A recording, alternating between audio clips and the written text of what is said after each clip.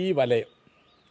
അപ്പോൾ പെട്ടെന്ന് കേട്ടാൽ ഈ പേരുകൊണ്ട് എന്താണ് ഉദ്ദേശിക്കുന്നത് നമുക്ക് വ്യക്തമായില്ല എന്ന് വരും.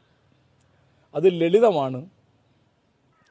ഈ വലയം എന്നുള്ളത് ഒരു ഫീച്ചർ ഫിലിമാണ്.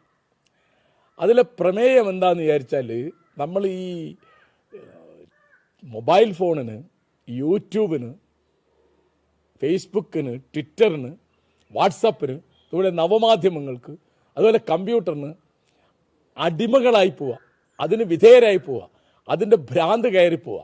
അങ്ങനെയുള്ള ഒരു അവസ്ഥ ഏതൊക്കെ തരത്തിലാണ് നമ്മുടെ വ്യക്തിജീവിതത്തെ, കുടുംബജീവിതത്തെ, സാമൂഹ്യ ജീവിതത്തെ ബാധിക്കുന്നത് എന്നാണ് ഇതിൽ പ്രതിപാദിക്കുന്നത്. ഇപ്പോൾ ഇംഗ്ലീഷിൽ ഇപ്പോൾ സൈബർ വിഡോ എന്നൊരു വാക്കുണ്ട്. സൈബർ വിഡോ എന്ന് പറഞ്ഞാൽ എന്താ? ഭർത്താവ് സൈബറിനകത്ത്, കമ്പ്യൂട്ടറിനകത്ത് മുങ്ങി ചത്തുപോയത് കൊണ്ട് വിധവയായി തീർന്ന ഒരു സ്ത്രീ. പുതിയൊരു വാക്കാ സൈബർ വിഡോ. നമുക്ക് അർത്ഥം മനസ്സിലാവില്ല, കാരണം അവിടെ ഭർത്താവ് ജീവിച്ചിട്ടുണ്ട്. പക്ഷെ എന്താ പ്രശ്നം? അയാൾക്ക് ഭാര്യ എന്നോ കുടുംബമെന്നോ പെണ്ണ് എന്നോ പ്രേമമെന്നോ കാമമെന്നോ ഒന്നിനെപ്പറ്റി ഒരു ശ്രദ്ധയില്ല. ശ്രദ്ധ മുഴുവൻ കമ്പ്യൂട്ടറിലാണ്. ഇതുപോലെ നമ്മുടെ യുവാക്കൾ, നമ്മുടെ വിദ്യാർത്ഥികൾ, നമ്മുടെ യുവതികൾ, നമ്മുടെ വിദ്യാർത്ഥിനികൾ ഒക്കെ പല തരത്തിലുള്ള അപകടങ്ങളിൽ പെടുന്നത് നമ്മൾ പത്രങ്ങൾ വായിക്കുന്നു.